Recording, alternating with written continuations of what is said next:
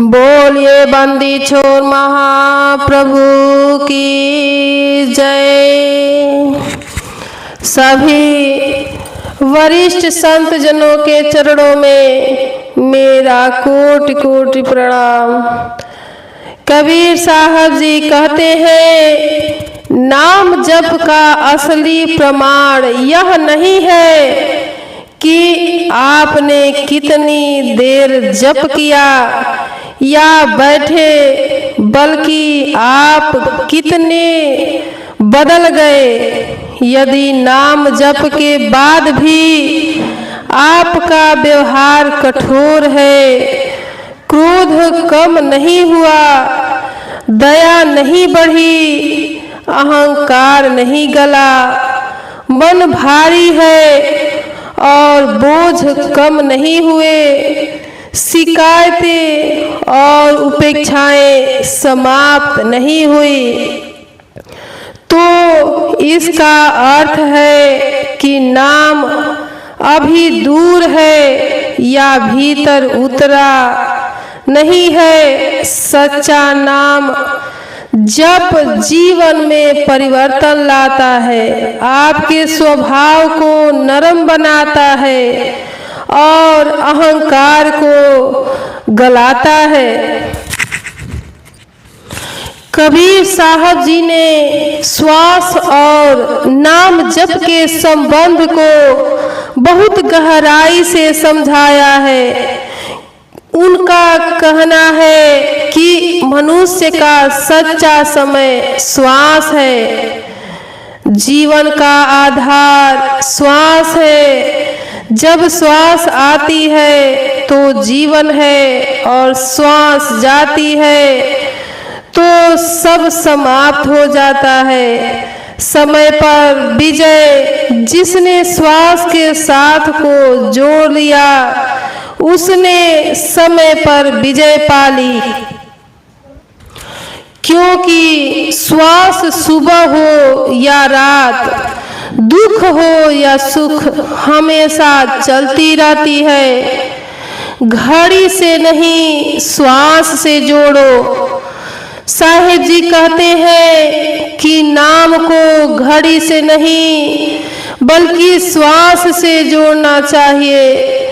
जागृति और अहंकार का शिथिल होना, जब श्वास भीतर आए और स्मृति जाग जाए वही जप है। जब श्वास बाहर जाए और अहंकार ढीला पड़े वही साधना है। पूरा जीवन जप बन जाता है। जिसने श्वास में नाम को बसा लिया उसे अलग से समय निकालने की आवश्यकता नहीं है। उसका पूरा जीवन ही जप बन जाता है। मृत्यु भी बाधा नहीं। जब पूरा जीवन जप बन जाता है तो मृत्यु भी बाधा नहीं बनती और अंतिम क्षण में भी नाम स्वाभाविक रूप से प्रकट होता है। इस वीडियो के अनुसार कबीर साहिब जी नाम जप के लिए किसी निश्चित समय या कर्म कांड को नहीं मानते। वे कहते हैं कि नाम आत्मा की पुकार है और पुकार के लिए समय नहीं देखा जाता है।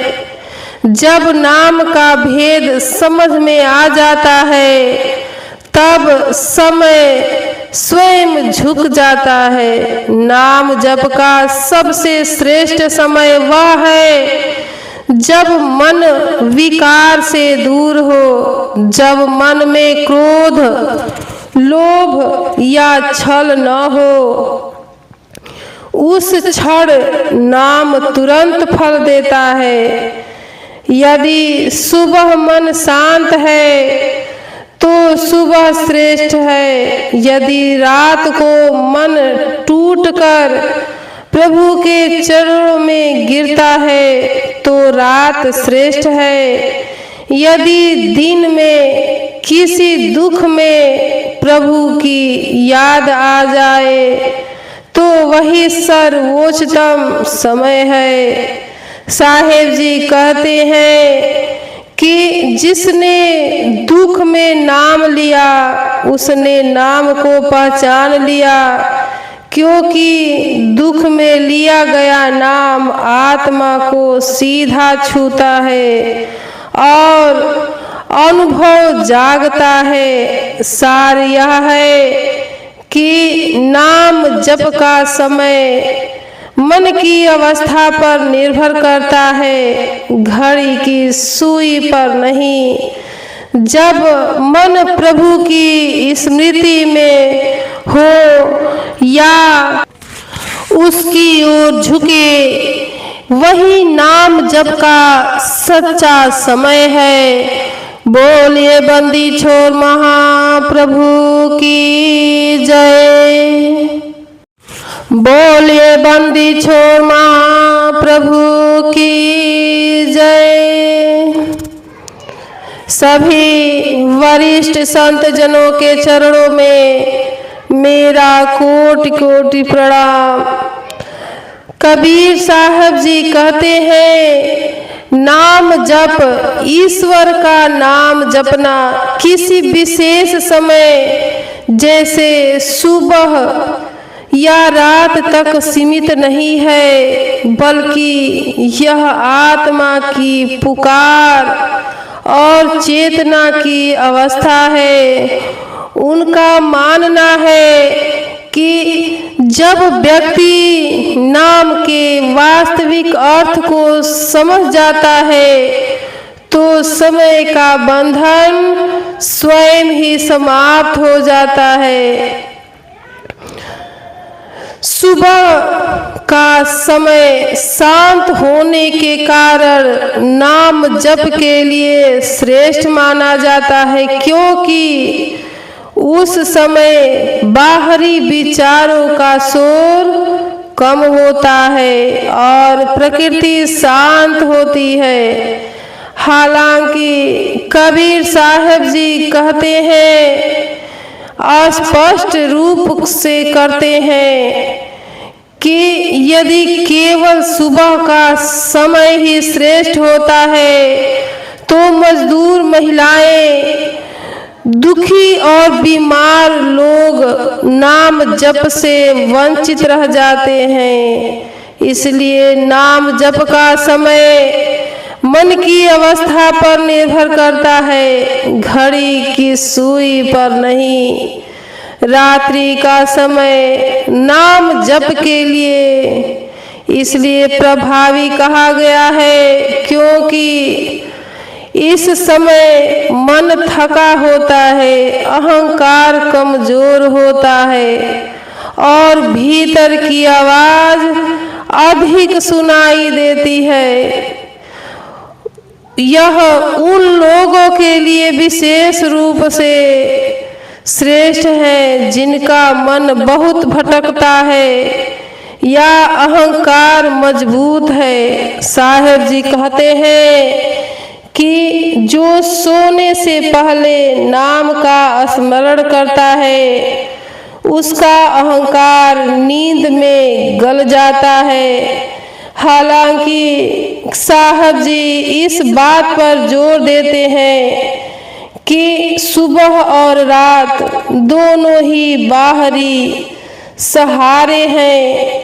असली साधन तब शुरू होता है जब नाम हर समय चलने लगे। वे कहते हैं कि जो केवल सुबह या रात को नाम जपता है लेकिन दिन भर झूठ, क्रोध, छल कपट में डूबा रहता है, उसका नाम निष्फल है। उसका जप का अर्थ है प्रभु को न भूलना। चाहे व्यक्ति चलते बैठते काम करते या विश्राम करते हुए हो। नाम जप का सबसे श्रेष्ठ समय वह है जब मन विकारों, क्रोध, लोभ, छल से दूर हो। साहेब जी के अनुसार सुख में संसार याद आता है, लेकिन दुख में जो नाम ले वही सच्चा साधक है। वे कहते हैं कि नाम को समय में मत बांधो, बल्कि समय को नाम में डुबो दो। वीडियो में आगे बताया गया है कि नाम जब कोई कर्म कांड या क्रिया नहीं, बल्कि एक अवस्था है और अवस्था का कोई समय नहीं होता। नाम भय से नहीं, प्रेम से चलता है। कबीर साहब कहते हैं कि जिसने नामों को नियम बना लिया वह कभी रस पाएगा ही नहीं, और जिसने नाम को प्रेम बना लिया उसके लिए नियम स्वयं झुक जाएंगे। नाम का जप का प्रमाण यह नहीं है कि कितनी देर बैठे, बल्कि यह है कि व्यक्ति कितना बदल गया। साहेब जी श्वास के रहस्य पर भी प्रकाश डालते हैं। कहते हैं कि मनुष्य का सच्चा समय श्वास है, और जिसने श्वास के साथ नाम जोड़ लिया, प्रभु का नाम जोड़ लिया, उसने समय पर विजय पा ली। जब श्वास के साथ नाम बस जाता है तो पूरा जीवन ही जप बन जाता है और मृत्यु भी बाधा नहीं बनती। अतः अंत में कबीर साहब जी कहते हैं कि नाम खोजने की वस्तु नहीं है, बल्कि लौटने की अवस्था है। नाम को जिया जाना चाहिए, न कि केवल बोला जाना चाहिए। उन्होंने इस बात पर जोर दिया है कि नाम जप का संबंध सुविधा में नहीं, सच्चाई से है। नाम तब फल देता है जब साधक उससे कुछ नहीं चाहता, केवल नाम ही पर्याप्त लगता है। साहेब जी कहते हैं शब्द ही परमात्मा है। उसमें इस बात पर जोर दिया है कि यह शब्द केवल बोली जाने वाली भाषा नहीं है, बल्कि एक आंतरिक अव्यक्त ध्वनि है, जिसे अनहद नाद कहा जाता है। शब्द का सार कबीर साहिब जी कहते हैं कि यह आंतरिक शब्द ही समस्त सृष्टि का मूल है। इस शब्द को जानना सृष्टि के रहस्य को समझने के समान है, क्योंकि यह प्रत्येक जीव और तत्व में गूंजता है। शब्द साधना यह आध्यात्मिक अभ्यास उन मौन ध्वनि की खोज से संबंधित है जो भीतर लगातार गूंजती रहती है। यह बाहरी अनुष्ठानों या मंत्रों के बारे में नहीं है, बल्कि गहरे आंतरिक श्रवण के बारे में है। शब्द साधना के चरण मौन, मन के कोलाहल को शांत करना, ताकि सूक्ष्म आंतरिक गूंज को महसूस किया जा सके। समर्पण आंतरिक ध्वनि पर ध्यान केंद्रित करना, जिससे अहंकार धुल जाता है और श्रोता ध्वनि के साथ एकाकार हो जाता है। स्थिरता इस आंतरिक ध्वनि की निरंतर जागरूकता बनाए रखना, जिससे ऐसी स्थिति प्राप्त होती है जहां बाहरी परिस्थितियां व्यक्ति की आंतरिक शांति को भंग नहीं कर पाती। सच्चे गुरु के रूप में शब्द कबीर जोर देकर कहते हैं कि शब्द ही परम गुरु है, जो हृदय के भीतर निवास करता है। यह अंधकार से प्रकाश की ओर मार्ग प्रशस्त करता है, भ्रम और अज्ञान को मिटाता है। शब्द साधना के परिणाम जैसे जैसे साधना परिपक्व होती है, साधन को गहरी आंतरिक शांति प्राप्त होती है। सार्वभौमिक प्रेम, कर्मों में सहजता और एक आंतरिक प्रकाश जो उनके परिवेश को प्रभावित करता है। साधक शब्द का एक जीवित अवतार बन जाता है। शब्द साधना कैसे करें? चुपचाप बैठने, सांस पर ध्यान देने, हृदय को छूने वाले नाम का स्मरण करने और मन को सुनने का सुझाव दिया गया है, जब तक कि आंतरिक ध्वनि अनहद प्रकट न हो। शब्द ही जीवन और ईश्वर है, और जो इसे साथ लेता है वही वास्तव में दिव्य को प्राप्त करता है। बोलिए बंदी छोड़ महाप्रभु की जय।